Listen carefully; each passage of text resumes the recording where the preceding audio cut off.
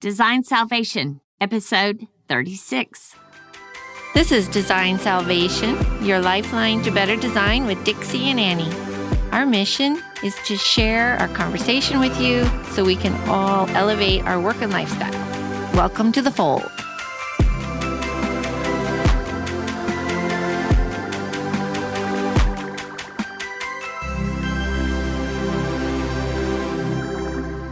Hey y'all, it's Dixie Stark.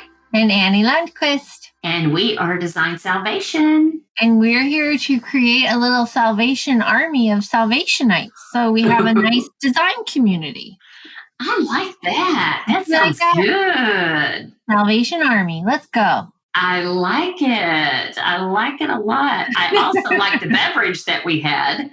Oh, yeah. Too bad we don't have one now, but okay. Now, Amy and I got together and we did a little swirl of beverages, and of course she rock started again. And what did that have in it? Yeah. So I was just bagging my little butler's pantry, and there's a bottle of Campari in there, which I've never, ever used. You never opened it? Nope. Okay. We did though.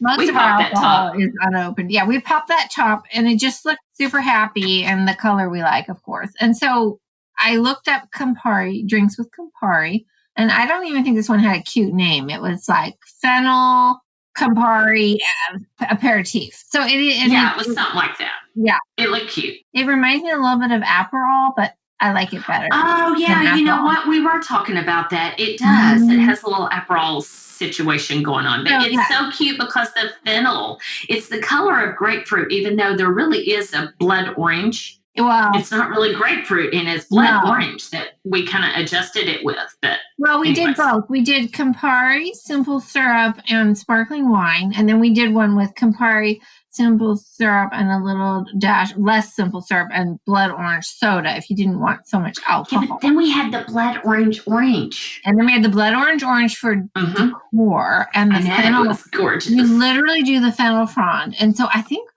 I'll post, because we made the drink online, so you'll see, because you muddle the lemon and the fennel fronds first. Yeah, and I got to get a muddler. We got to get you a muddler. I know, I got to get a muddler, but anyways. I'll get you one. Yeah, but that got me all jonesed about being outdoors, entertaining outdoors. I mean, there's so many outdoor opportunities right now with the cool furniture and all the other things that go with it, from, umbrellas to rugs to whatever. So let's kind of break it down. You want to do that? That's a great idea, because we've got the spring mojo going. And I know a lot of you have a long ways to go before spring really hits, but this is the time to plan your outdoor spaces. So you are ready to take advantage the minute, you get that little burst of spring. Well, very true, because, you have to order a lot of things in advance, or if you wait too long, then you're buying off the shelf, at a retailer, well, you're going to they're out of be stock. last in line, they're out of stock, and you can't get it back in, and, half your summer's gone before you've got it or whatever. But there were just a couple of outdoor trends that I noticed last year, maybe even the year before, that have kind of stayed true. And then I just feel like manufacturers are continuing to elaborate and get even better and better with product. But colored wicker is going to be hot again this year. And when I say colored, I don't necessarily mean it has to be hot pink. Just the colored wicker. And I saw a sofa that had integrated covers in it. So instead of having to store the covers, they were actually rolled and integrated into the bed of the sofa. Brilliant. Makes it so much easier. Yes, brilliant. So that was super cool. And then beyond that, there are other things like end tables and stuff that have the dual purpose, like for your propane. If you got such a great idea to hide that. Isn't that good? Hide the propane tank. I love a fire pit, gas or a true fire pit. Love them. Those really make everybody want to kind of gather and collect, which I think is super cool, even if it's, winter or summer, or, halfway in between. No, we have an outdoor fireplace, and you do? I put a, you have an outdoor fireplace that's actually a part of the other fireplace in your kitchen nook. It's double-sided, isn't it? Yeah, it's double-sided. You can't see through it, but yes, it's double-sided. And I put a fire back in it, so it really kicks the heat out to the far side of the table. So good. So good. And that was really work. It's just, I think a fire always just brings you kind of, draws you in and brings you to it. So I love that you can cover up the ugly stuff and make it so that it's just illuminating and beautiful. Yeah, exactly. But they also, in some of those tables, they also have like built-in coolers, which I think's a hoot. I think that's a total hoot. That's a hoot. I know, right? Or, you can't get up and walk. Yeah. Exactly. You don't have to go anywhere. You can just like lean over and get your drink out of the cooler. That's kind of funny. But anyways, the one thing that I think that you and I are going to be like really into is all the different options for umbrellas. Oh my gosh. OMG. It's endless. And there's a really fun website. Really good. I think it's called Business and Pleasure. Right. Yeah. You were talking about this the other day. And they're on Instagram with so many darling ideas. But then I went on World Market because I have used inexpensive outdoor furniture in the right places with the right client. And I've used the really high-end stuff. And, some of the lower-end stuff is just absolutely fine and lasts. It's not nearly as sophisticated. And I will say the biggest difference is the cushion quality and the fabric quality. But if you're in a pinch and financially can't afford like what's the great line at the Kelly Forestland showroom? I love it. Is it which one? Link? Is it Link? I love Link. I know. I just ordered some fabric from Link, and I'm having the pillows made for an outdoor sofa. Oh, really good stuff and beautiful furniture line, outdoor furniture line. And yes, I've used that. I love their bar stools for outdoor. Okay, sorry. Side note. But it adds up, and it's not. I can't afford it. So last summer, Jeannie always buys us a new outdoor umbrella. Go, Auntie Boo. I know. And so she bought us one, just the cover part, the new canvas, because it's just the cream colored duck cloth or whatever. Yeah. And so nice. She went back again because we needed 2 umbrellas because we like a lot of shade. And they didn't have it. Here we are in Seattle, and it's like, we have to have the shade. The sun's out. We're like schizophrenic. Okay, whatever. Sorry, that's funny that you said that. It's just the way it hits our back patio, and we had Nani and Pop up over, and everybody. Okay, I got it. Deep is like as pale as they come. So anyway, so they didn't have it, so she got one with tassels. It's the cutest thing ever, and she said, "We'll just cut the tassels off, Annie. I'm sure you won't like them." Well, we just love it. Because it's still, I love that you love it. No, is it still just all cream? Yes. And it's got the tassels on it. I'm telling you, the fringe and the tassels and the scallops and all the things that they are starting to do with these umbrellas is just really, really playful and fun. And I just think it just makes summer fun. Like it just. I totally agree. And so I went to see if that umbrella is still available. Now it is temporarily out of stock, but it's coming back. Oh, you did? So look, you've done your research. I'm impressed. I know, because I thought that would, because I want to make sure they still have it, because I might upgrade my other one. Oh, you're going to get another one. That's how you know this. So you did it for the Salvationites, and you did it for yourself. That's a confession. That's a confession. It's not a bad one. It's just a confession. But they also have umbrellas now that are like multiple canopies, super cool. And then the ones that cantilever. And then you and I were talking, and you were like, they even have the ones that are half of an umbrella, so you can snuggle it up next to a structure. Yeah, like the side of the house. Or if you had like a little apartment balcony or something, you needed more coverage, or I don't know. I'm not sure how you use it. But you can get thatched ones. You can get the scallops. All of that's at World Market, by the way. Well, and I think that is a perfect way to add personality to the outdoor space without overcommitting, if you will. I think it's just the perfect way to do it. Let's talk about overcommitting, because I have a big beef with one outdoor trend. And so we've got 3 different types of ones that we were kind of noodling around about. Which one is it? Oh, all of them. This applies to all of them. So there's like traditional, right? There's modern, and then there's boho, and then I suppose there's transitional, because there always is. Transitional is always, it's always there. So within the context of mostly modern, traditional, transitional, not so much boho, because I think there's more flex there. But my big complaint is when you take too much of an inside approach to outside. I don't Okay. I don't like having a rug outside that looks like your Persian version inside. Got you. Yeah. So it needs to feel like it's intentional for the outdoor space. And sometimes they'll put like a slipper chair that's fully covered with a slip cover outside, and I'm like, that's just not quite right unless it's a covered outdoor patio.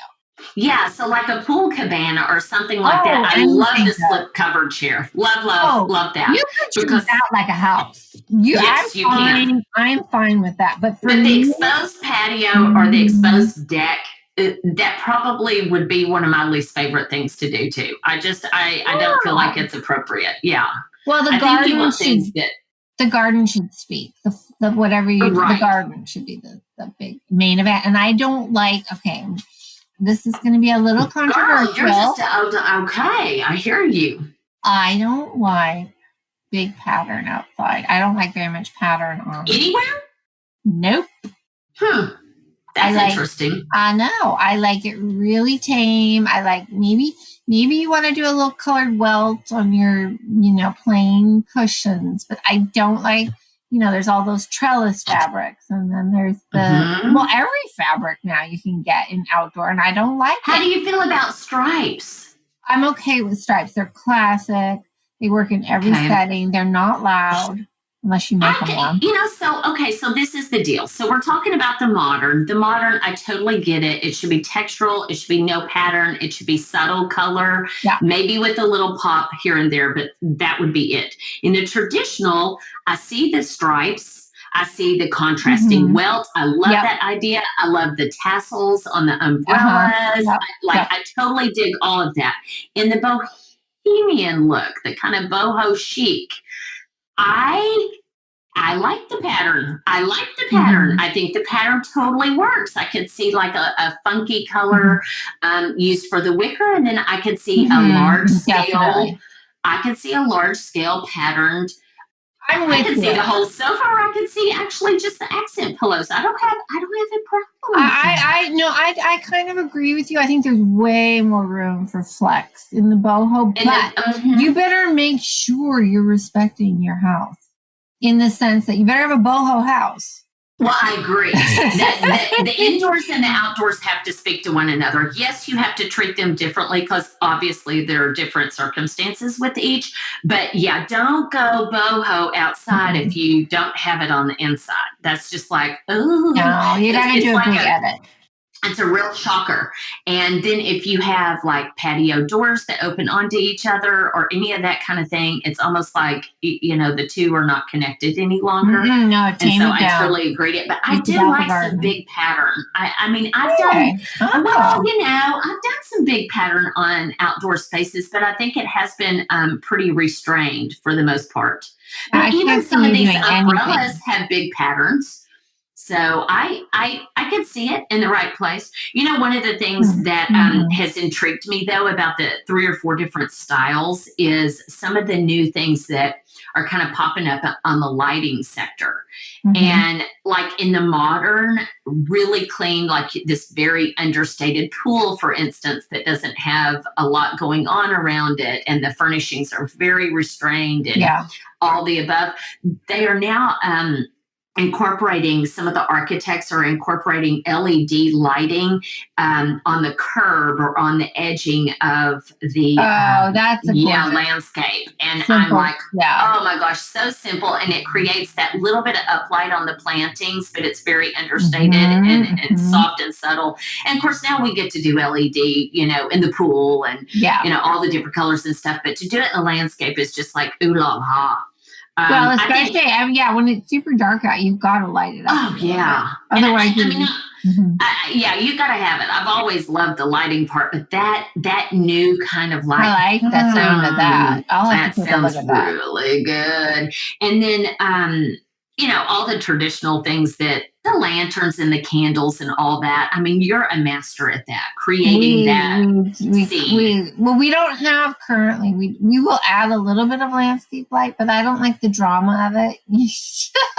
What? You don't like the drama of it? What? Well, I do what you're talking about in that modern setting where it's really clean and spare. Yeah. And I do like a little bit outside, and I will add some. I really will, but I don't like every tree lit up like it's some kind of, I don't like every tree. Yeah. I like a few trees lit up. Exactly.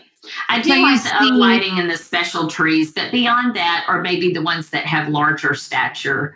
But, it's gorgeous on a large tree. Exactly. But, beyond that, unlike you, I think you have to be very intentional and very selective. Well, and we don't have the opportunity on our back patio where we sit all the time there aren't the right trees to light up, so we do a ton of candles and lanterns. Oh, you're a master at that. You really are. And I think that that creates such an intimate setting, especially if you got the fire going and the whole thing. I think so. And I think that can work in any of our. Well, if you're talking about also kind of the boho thing, you remember how you had even mentioned maybe 6+ months ago how you loved all the wicker, the beautiful lights that, are made out of all the rattan and the rattans and wickers and things of that nature.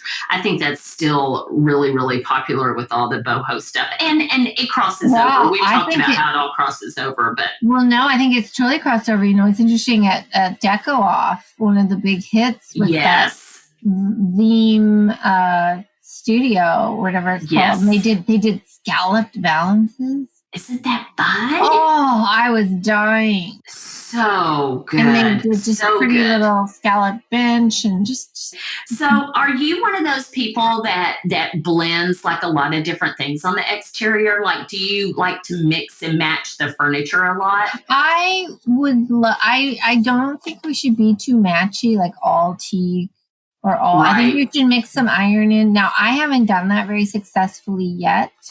But I have to say the same thing. Most of the time when I go to work with a client on the exterior, with the furnishings, we end up usually going with a pretty repetitive, pattern or look. But I have to say, I just finished a little modern farmhouse, and we incorporated some mix and match, and it's pretty cute. It's pretty cute. I'm not going to lie. We did some wicker, we did some teak, we have some metal, and we actually even have, a little bit of stone going on, and we have some fun things that, incorporate succulents, because I think they're still big again, but they're easy to maintain. Oh my gosh, so easy.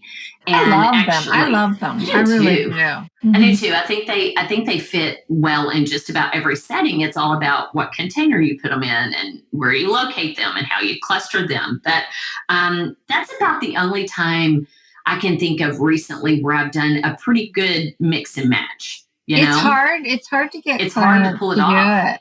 And it's hard to get clients to do it, and it's hard to pull off. And with my own furniture, I've just slowly, it just whatever happened, I got some hand-me-down teak, and so then I got some more teak, and then Jeannie bought us some great teak, and it was that's great. But I mean, the teak is so appropriate for all the traditional settings in particular. I mean, it crosses the board as well. But you know what I have? I have the recycled material. It's made out of it's made out of milk containers. It's a plastic where they've repurposed the plastic just like they do, with quartz, slabs and what have you. They've done the same thing with the outdoor furnishings. And I've got 4 Adirondack chairs. Of course, they're black, but they're all out of the they're all out of the recycled milk jugs, basically. Well, it'll be fun to see you because you're just starting on your outdoor project. Well, you're pretty far along, but this summer it'll really come together, and that'll start to come together. And we'll have to see what you do.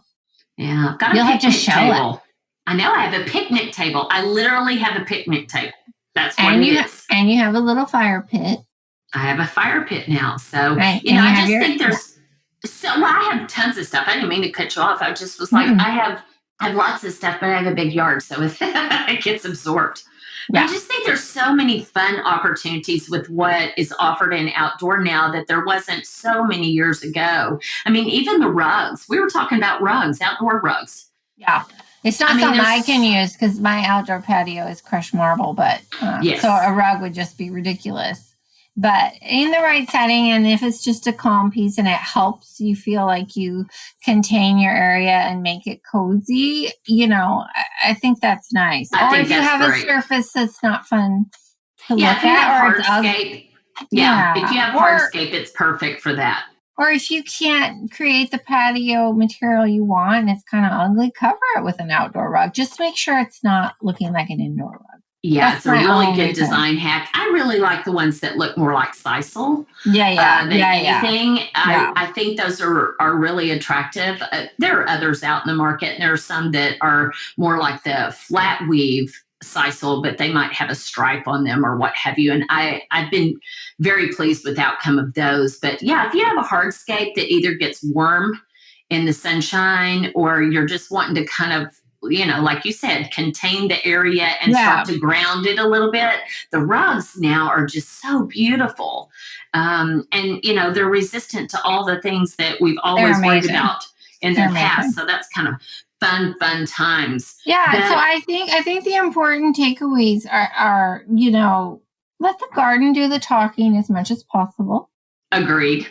And, if you're starting from scratch, I would make sure if you get dining chairs that they're more like lounge seating because you really want to hang out. You want to be comfortable and hang out. And if that's all you can get, good point, Annie. But get the dining chairs that are a little bigger and have arms and are comfortable and you can really put cushions on them and because you're out there drinking your cocktail and you just want to relax, and sometimes you just want to kick back and feel the sun. But in Annie's case, you don't. You want to just kick back and feel the shade because you guys have got 3 umbrellas. Oh my goodness, that's hilarious.